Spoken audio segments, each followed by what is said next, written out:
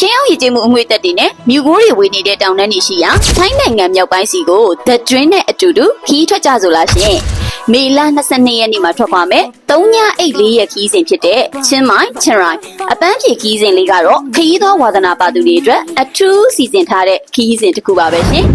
ဒီခီးစဉ်မှာဖြူပွေးပြီးတော့တက်ပယ်လာတဲ့စီရီငယ်လေးတွေနဲ့ဝါစန်တော့စပယ်ပန်းဖျားကိုဖူးမြော်ပြီးစံကန်ဖန်ရေဘူးစမ်းမှာခြေထောက်စိတ်ရင်းနဲ့ခီးပင်ပန်းများကိုအပန်းဖြေလို့ရပါတယ်ရှင်။မွန်ချမ်းတောင်ပေါ်ကစိုက်ခင်းအလှတွေနဲ့ချစ်စရာဆင်လိမ်မာလေးတွေရှိရာမဲတိုင်စီမှာလည်းအမှတ်တရဓာတ်ပုံရိုက်ဖို့မပေးနဲ့အောင်နော်။ချင်းမိုင်ရဲ့အထင်ကရ dry suit ထက်ဝဖရာစင်းနဲ့ချင်းတိုင်းမြို့ရဲ့ရင်သက်ရှုမောပဲ white temple အထိအစုံအလင်းလက်ပတ်ကြမှာပါ။ဒါအပြင်ဒေသထွက်မြောက်ပိုင်းထိုင်းအစားအစာတွေကိုလည်းအကောင်းဆုံးဆိုင်တွေမှာညီဆန်းခွင့်ရအောင်ပါပါရှင်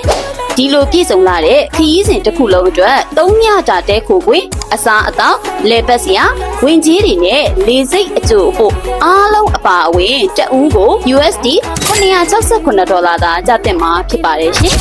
One Stop Service နဲ့လူကြီးမင်းတို့ရဲ့အိမ်မက်ခီးစဉ်လေးကိုအမှတ်တရဖြစ်အောင်ဖန်တီးဖို့အခုပဲ The Dream နဲ့အတူတူစီရင်ပေးသွင်းလိုက်ပါရှင် When you end up in Thailand